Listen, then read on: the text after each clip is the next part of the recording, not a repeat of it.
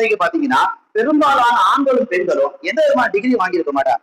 எல்லாம் அல்லாஹ் தஆலா அப்படி நம் சமுதாய மக்களை நன்றாக படிக்க வைக்கக்கூடிய, நன்றாக சமுதாயத்தில் உருவாக்கக்கூடிய சமூகமாக நாம் உருவாக்க வேண்டும். நிறைய பத்திரிகைகள்ல நீங்க பாத்தீங்கன்னா நிறைய ஆண் மக்கள் படிப்பு இல்லாம தான் கல்யாண மேடைக்கே வர்றாங்க.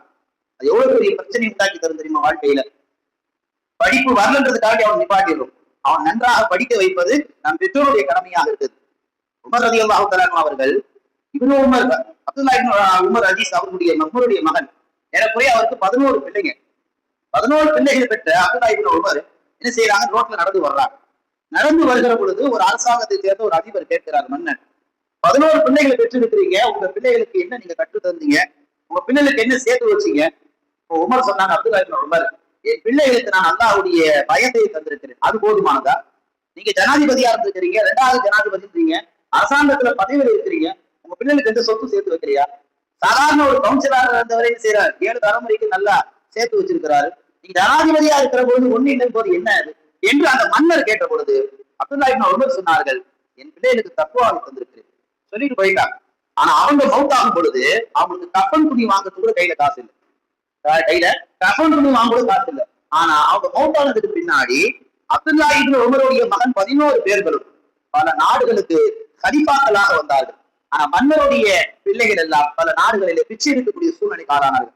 இதெல்லாம் எதை காட்டுகிறது? நம் சமூகத்தில் படிப்பை நாம் தவறவிட்டதால், அவன் அடிக்கக்கூடிய காலத்தில் அவனை கண்டிக்க தவறவிட்டதால் எவ்வளவு பெரிய அவலத்திற்கு நாம் ஆளாகி இருக்கிறோம். பெருமானார் ஸல்லல்லாஹு அலைஹி வஸல்லம் சொல்வார்கள், உங்கள் பிள்ளைகளை நீங்கள் படிக்க வைக்க வேண்டும் என்றால் 5 விதமான ஒழுக்கங்களை நீங்கள் கற்றுத்தர வேண்டும். உங்கள் பிள்ளைகளுக்கு நீங்கள் முதலிலே இஸ்லாத்தினுடைய சட்டங்களை கற்றுத்தர வேண்டும். உங்கள் பிள்ளைகளுக்கு மார்க்கத்தை போதிக்க வேண்டும், குர்ஆனை கற்றுத்தர வேண்டும், உங்கள் பிள்ளைகளுக்கு துஆக்களை கற்றுத்தர வேண்டும். இது போல பல ஒழுக்கங்களை நம் பிள்ளைகளுக்கு கற்றுத் தந்தால் அவர்கள் உன்னதமானவர்களாக வருவார்கள். எல்லாம் வல்ல அல்லாஹ் தஆலா நம் குடும்பத்தில் இருக்கக்கூடிய வாலிப பிள்ளைகளுக்கு நல்ல ஒழுக்கங்களை கற்றுத்தரக்கூடிய சிறந்த பெற்றோர்களாக அல்லாஹ் நம்மை உருவாக்குவானாக. நம் வாலிபர்களை நல்ல சமுதாயத்திலே பேர் போகக்கூடிய பிள்ளைகளாக அல்லாஹ் நம் சமுதாய வாலிபர் அல்லாஹ் தஆலா உருவாக்குவானாக. நம் குடும்பத்தில் இருக்கக்கூடிய இளவர்களுக்கும் வாலிபர்களுக்கும் நல்ல உலக கல்வியும் மார்க்க கல்வியும் அல்லாஹ் தஆலா வாரி கொடுப்பாங்க. ஏன்னா வேற சமுதாயத்துல காட்டி நீங்க பாருங்களேன், எல்லா துறையிலும் அவங்க தான் முதன்மையா இருக்கிறாங்க, நம்ம ஆளுகள் எல்லாம் பின்தங்கிதான் இருக்கிறாங்க.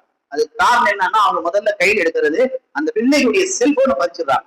இன்னைக்கு நாம செல்போனை நிறைய கொடுத்து நம் பிள்ளைகளை நாம் முட்டாள்களாக உருவாக்கி வைத்திருக்கிறோம்.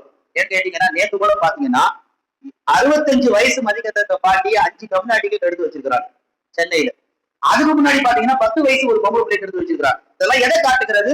ஒழுக்கம் தவறியதால் அவர்கள் படிக்க வேண்டிய எண்ணத்தை தவற விட்டு யாரையாவது அடிக்கணும், யாரையாவது கெடுக்கணும், யார் குடியாவது நாசமாக்கணும், அதுல பிழைச்சி வாழணும் என்ற ஒரு கேவலமான நோக்கத்தில் இன்றைய வாலிபர்கள் வருகிறாங்க. அதுக்கு இஸ்லாத்துல இது பெரிய அபாயத்தை நோக்கி போகக்கூடிய சூழ்நிலையாக இருக்கிறது. இஸ்லாத்துக்கு யாராலையும் கலங்கம் வராது, இஸ்லாத்துடைய வாலிபர்களால் மட்டும்தான் கலங்க வரும். வாலிபர்கள் நேரான பாதையில் போனால் இஸ்லாம் கண்ணியத்தோடு பாதையோடு அழைத்து செல்லும். வாலிபர்கள் தவறான பாதையில போனா இஸ்லாத்துடைய பேர் கெடும் அளவுக்கு தான் வருங்காலத்தில் சூழ்நிலையில் இருக்கிறது. அதனால் நமது பகுதிகளில் யாராவது அநியாயமும் அக்கிரமும் யாராவது அராஜகம் செய்து கொண்டு ஏதாவது ரவுடித்தனம் செய்து கொண்டு இருந்தால் அவர்கிட்ட நல்ல பண்புகளோடு எடுத்து சொல்லுங்கள். இதையெல்லாம் தவறு, இதையெல்லாம் கெட்ட பண்பு, அல்லாஹ் நம்மை கண்டிப்பான் என்ற அந்த இகமத்தான உபதேசங்களை சொன்னால் மட்டும்தான் அவர்களால் மாற்ற முடியும். இல்லாவிட்டால் அவர்களால் சொந்த அல்லாஹ்வுக்கு பெரிய ஆபத்து என்பதை நாம் உணர்ந்து கொள்ள வேண்டும். எல்லாம் அல்லாஹ் தஆலா நம் சமுதாய மக்களை சிறந்த ஆலிம்களாக, ஆபீஸ்களாக, நல்ல பட்டதாரிகளாக உருவாக்குவானாக. பிறக்கும் பொழுது எந்த எழுத்து அறியாமல் பிறந்தோம், இந்த மண்ணை விட்டு போகிற பொழுது மார்க்கத்தை கற்றவர்களாக, உலக கல்வியில தேர்ச்சி பெற்றவர்களாக போகக்கூடிய நற்பண்பை, நற்தௌஃபீகை ரஹ்மான் நம் எல்லோருக்கும் தருவான் என்று கூறி என் வார்த்தையை நிறைவு செய்கிறேன். ஆமீன். வாஹிரு தஅவானா அல்ஹம்துலில்லாஹி ரப்பில் ஆலமீன்.